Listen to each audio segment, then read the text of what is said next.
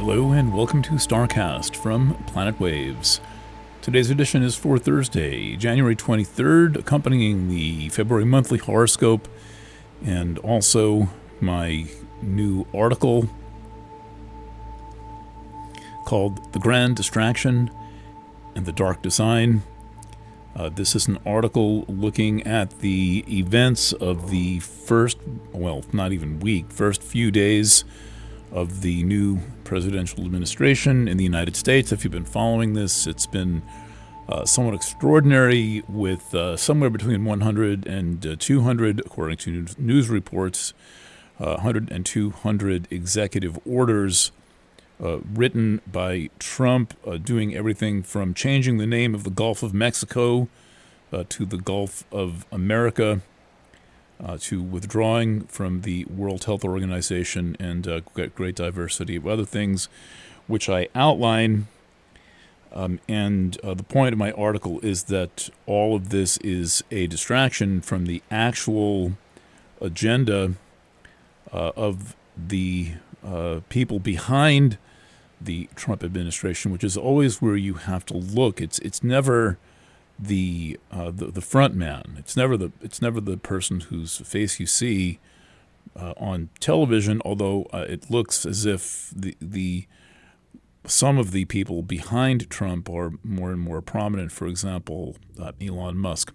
Now, just a brief note here before we get too far underway in Trump 2.0. There are going to be people who think that because I do not openly puke green pea soup, that I love Trump, and then those who feel that I do not praise him might take the opinion that I hate him.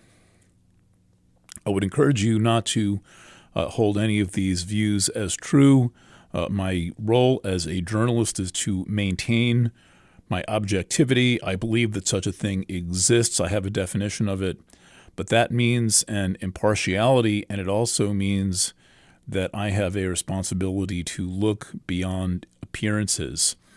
And so you will not find me making any broad, sweeping pronouncements of Donald Trump, the person. I really don't care about Donald Trump, the person. That's the broadest, most sweeping judgment that I will make. That is not the story that I will be covering.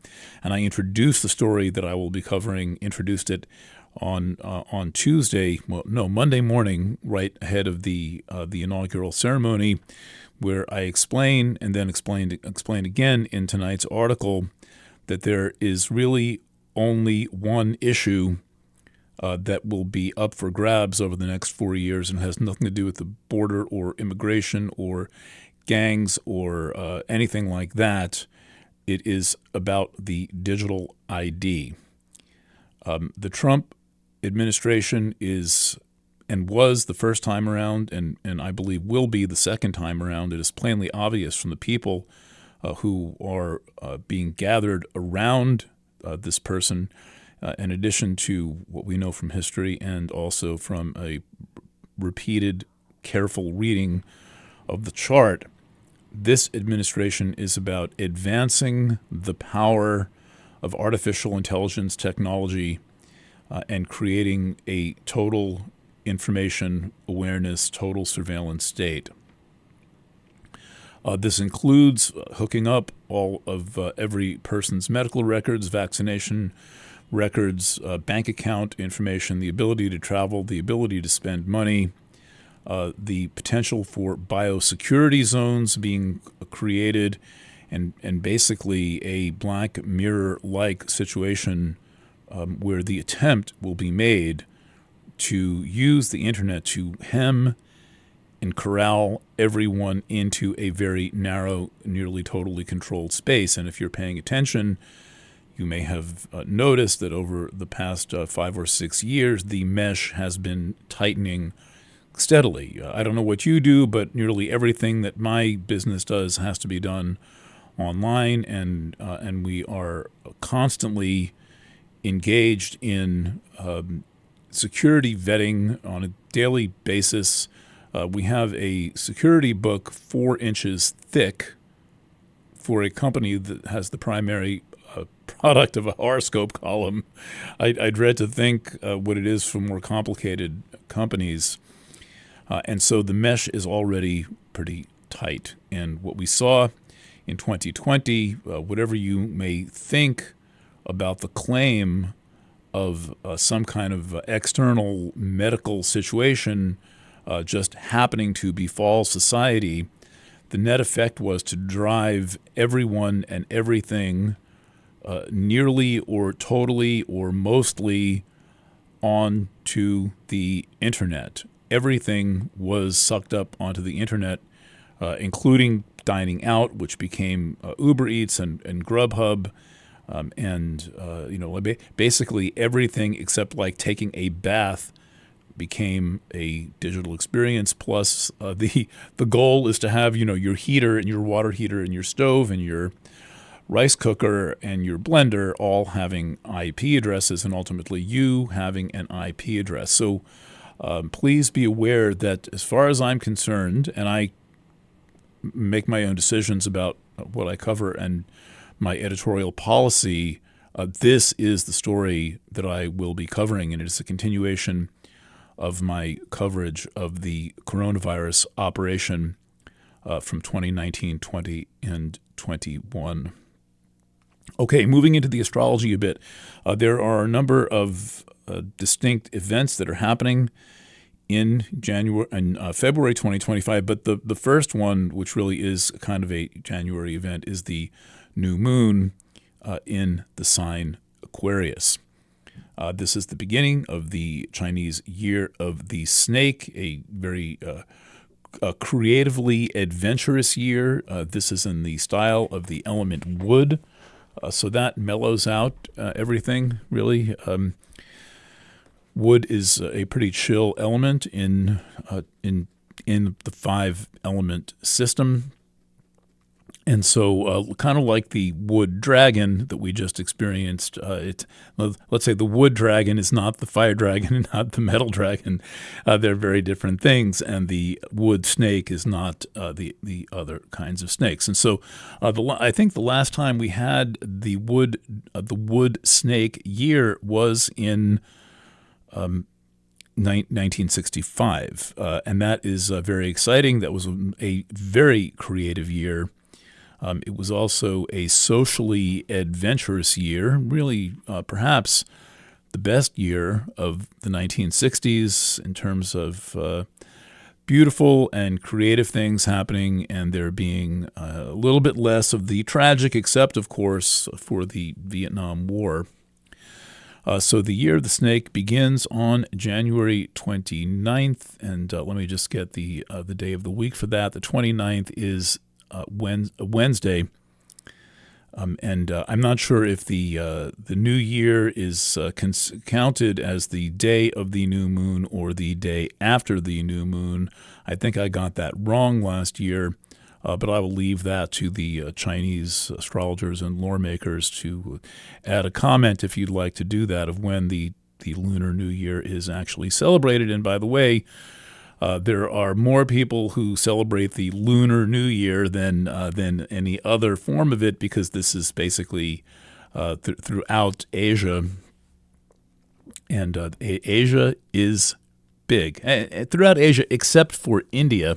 And I don't know much about how India reckons the New Year. I don't know what the Hindus do. It's funny. I like Hinduism and contemplating Hinduism. I don't know what they do for the New Year. So you're welcome to add that to the comments if you have some knowledge of what Hindus do for the new year. Okay, so that's January 29th, a Wednesday. And then also of note is the conjunction of Saturn and Nessus. Nessus is a Centaur planet, the third of the Centaur planets, discovered in 1993, a very important astrological factor. And by important, I mean that it is a slow, influential, potent, concentrated energy. It is a centaur, which is about growth, transformation, and change. And Nessus is about taking responsibility. Nessus has been in Pisces for a while. Saturn has been in Pisces for just a couple of years, but it is now about to begin its process of transitioning into Aries.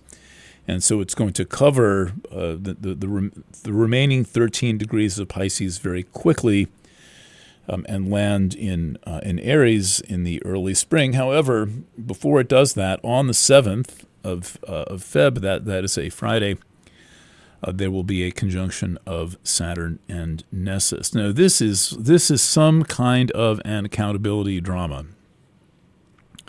This is about getting the responsibility thing right. And it's interesting that, in my view, one of the most distinguishing characteristics of the artificial intelligence environment is that its promise is that it will relieve humans of the burden of thinking for themselves. Oh, how wonderful. There is a computer that is smarter than all of us. Let it decide what to do. Let it decide, when to sell stocks and when not to. An early example of AI intervention was the stock market crash of 1989, I believe. That was like the Black Friday crash. They always call it black something or black something else. But that was an artificial intelligence program from Harvard Business School. Had it in its algorithm to sell the stock as it was going down, which dumped a lot of stock onto the exchange and continued a downward spiral. So that was an artificial intelligence-driven event. That was nearly 40 years ago, and so humanity never learns its lessons with technology. Humanity has never looked back enough or studied its present environment enough or studied the implications of a technological development enough to have any immunity from it. And so we are really under the thrall of these technological developments, and the technology developments are always pushed out with the promise of convenience and a better life and an easier life, and goes on and on and on. And then the motive behind it is always a profit-driven motive, and the promise of convenience is the marketing operation promising us a better life.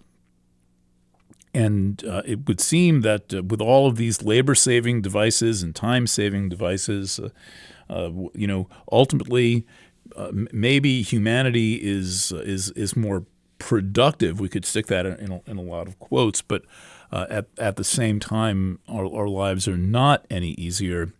And one of the distinguishing factors is that all of our time and mental bandwidth is taken up, and we are constantly under greater and greater control. And so I propose that this Saturn-Nessus conjunction in Pisces is very strongly implying that really the buck needs to stop with us. The buck stops here is one of the classic key phrases for Nessus, and this is about ultimately being responsible for managing and utilizing our intelligence. And I am sorry to say that after many years of observation and years of participating in public discourse and the so-called marketplace of ideas, most people don't give a damn about what's true and what's not true. And there seems to be a kind of collective goal of thinking as little as possible and of not being particularly observant. And I believe that humans are highly intelligent, but I think that most people really can't be bothered using their intelligence. And I also think that there's a responsibility factor involved. This is highlighted by Nessus and by Saturn, two points that discuss in depth the whole concept of responsibility, personal responsibility. That is a frightening thing, and this is one of the reasons why people will often sacrifice their power to some supposedly greater authority because it relieves them of the burden of thought and relieves, allegedly anyway, relieves them of the burden of having to take responsibility for the outcomes and the consequences of actions. And then, of course, we often end up with the consequences, and humanity does a lot of learning the hard way. And so I think that really what we think is the hard way, which is thinking for ourselves and taking responsibility and being accountable for our choices and our actions, and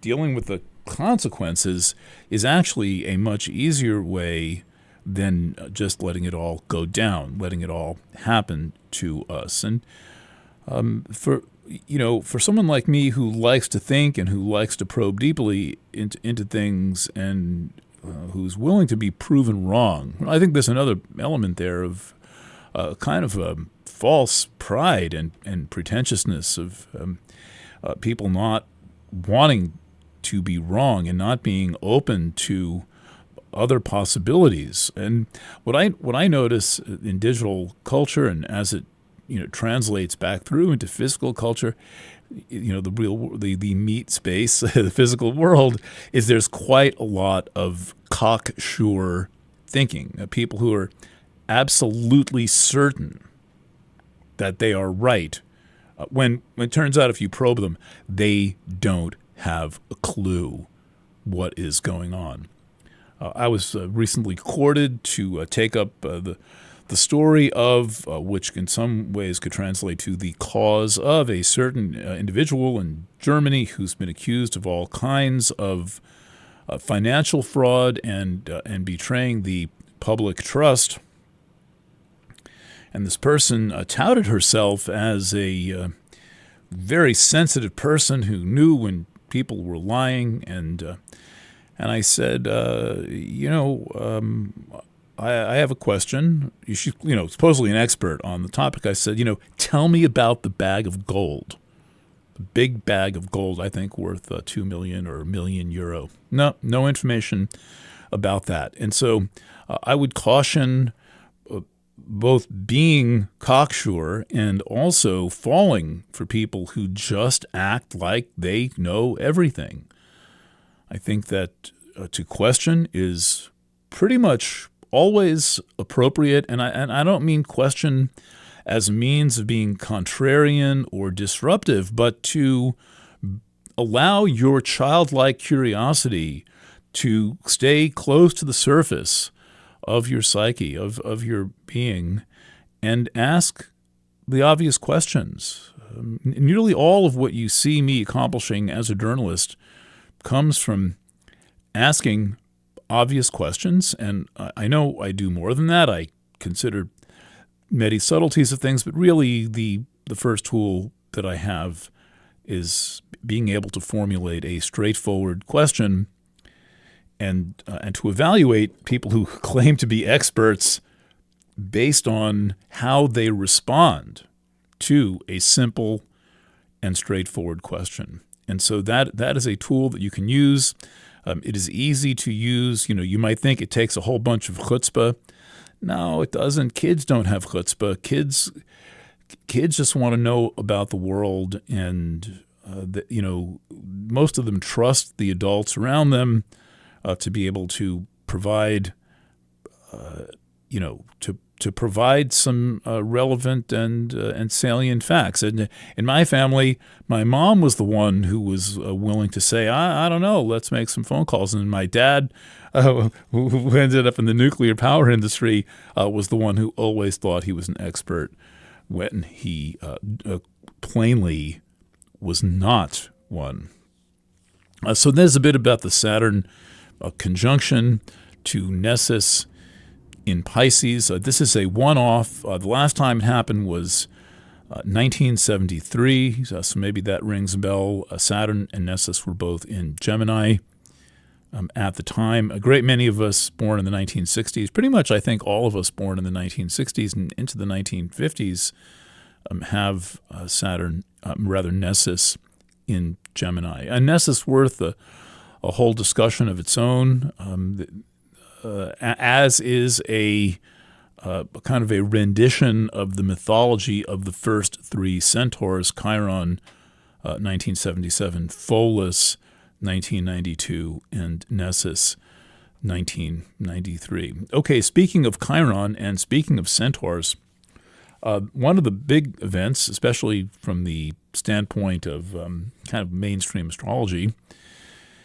is Mars stationing direct. Mars has been retrograde since 6th of December. That started in Leo. It started conjunct a point called Vulcanus, a kind of esoteric, obscure, non-physical point. And what that did was indicate a whole bunch of power and energy and oomph and stuff behind this Mars retrograde. But of course, it's a retrograde, so it is turned inward. It is kind of turned backward. And this began in Leo, and then I think in very early 25, Mars entered Cancer retrograde. And so now we're having a relatively rare experience of Mars retrograde in the sign Cancer. And as part of this, we're getting a series of squares from Mars and Cancer, first direct, then retrograde, then direct, but now we're in the retrograde squares to both Chiron and Eris. The Eris one we experienced on a couple of weeks ago, and now Mars is retrograding into a square to Chiron. Mars square. Oh, excuse me. Pardon me. Correction. Mars square Eris was exact in the inauguration chart. I went and checked that for those of you who heard my broadcast on Monday. It was exact at 10 minutes till noon on Monday. In other words, 10 minutes before the new president took office was the exact, down to the arc second, square of Mars and Eris. And this, by the way, an important indicator of the theme of AI and digital technology and electrical technology generally. I cast these charts as a hobby. I have astrological hobbies as well as an astrological job, and one of my astrological hobbies is casting the charts for technology events, things like the development of computing technology, the launch of Sputnik, nuclear incidents, the history of the atomic bomb, the history of radio, the history of television, and so forth. And you get a lot of Eris showing up very strongly. So to have Eris showing up exact to the arc minute, not the arc second, it's a 10 clock minute difference. It's like nothing. It's like no difference at all. 10 clock minute difference. To have that Mars square Eris exact at the time that Trump and Musk and Vance and Thiel all took office, that is pointing to something. Of course, this is all metaphor and symbol, but symbols stand for something. So now we get into Mars square Eris, and you may have Mars square Chiron. We had Mars square Eris on Monday. Mars square Chiron, they're very close together. They're going to be in an exact conjunction in May. And that's going to stretch all the way through the spring of 2026. That is the awakening aspect. When I talk about the awakening, I've just written a book and 14 hours of audio for the awakening. The awakening aspect is Chiron conjunct Eris. There'll be 3 of those. I believe it's May, November, and March of 25.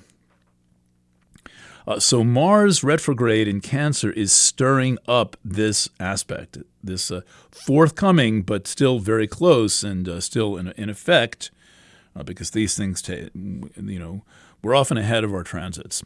So anyway, Mars square Chiron is a lot of resistance to change. It is resistance to the the movement of Kundalini energy, the movement of sexual energy, the movement of creative energy, and it likes to, Mars square Chiron likes to put the brakes on transformation and change. I don't know if you've ever been in a workshop that's some kind of a group process workshop, and there often is a person who is threatened by the transformational process going on in the workshop and likes to keep derailing the conversation. I mean, sometimes in couples therapy, there's one person who keeps derailing the conversation. This can happen in classrooms, and it is that's kind of Mars square Chiron. It is a resistance to breakthrough. It is a resistance to growth.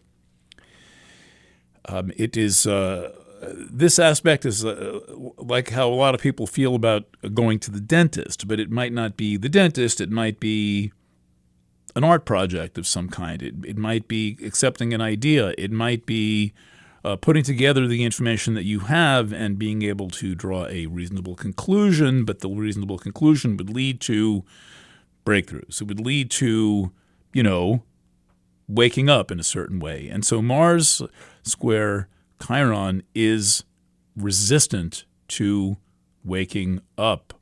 Well, now we have retrograde Mars square Chiron, and this compounds the matter considerably. And the retrograde factor, particularly in the sign Cancer, will tend to use emotions like resentment, guilt, and chiding, kind of a superiority, a kind of adult to child transformation, except it's not usually an actual child on the child side of the equation, and it's not really an adult, even though they may be in an adult body.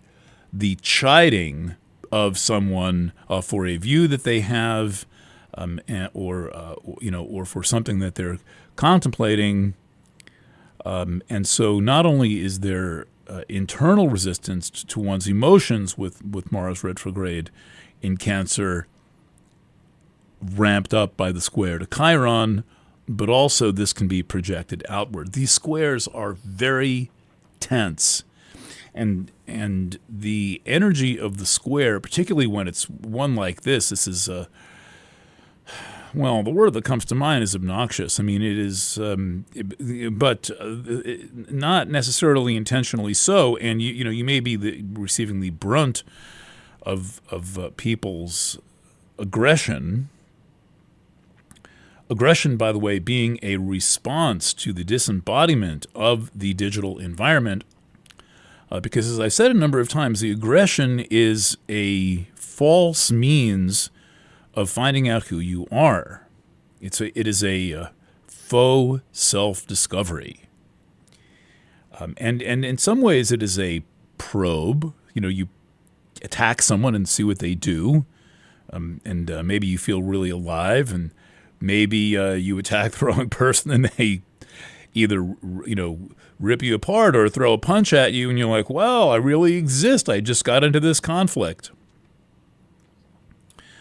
But what concerns me most about retrograde Mars and Cancer square Chiron is the challenge that many people will have holding this kind of contradiction. I mean, Mars rules Aries, Chiron's in Aries.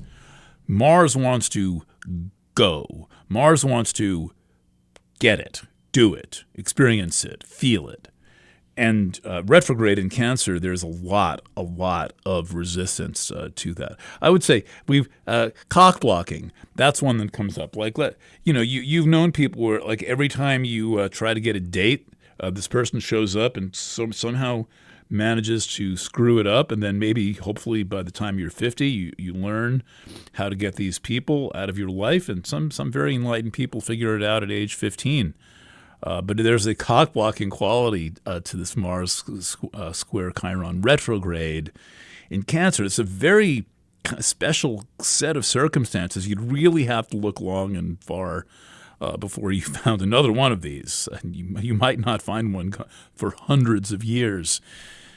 in the past. So be cautious of that. And the tension of this square is often dealt with by projection. That's how we often deal with squares in an unenlightened way. And by the way, Neptune starting to take a conjunction from Venus, and that is not necessarily a particularly realistic view of one's feelings and emotions, nor is it necessarily accurate in its perceptions. Okay, that about wraps up. Oh, that's on the North Node. Good heavens. A lot of emphasis there.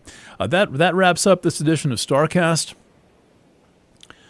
I'm planning a Planet Waves FM for the night of the Year of the Snake. I guess it'll be either Tuesday night or Wednesday night, depending on how the week goes. I'll probably pull a bunch of the program together over the weekend. In fact, I'm already doing it. I pretty much know where I'm going with the show.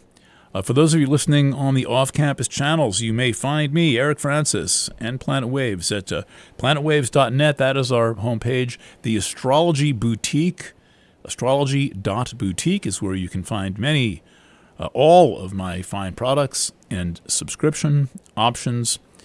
You can hear this podcast at planetwaves.eu. That'll take you to Substack and my nonprofit program, Planet Waves FM, accessible at planetwaves.org. Should you have a question, just find us somewhere, email address all over the place, write to us.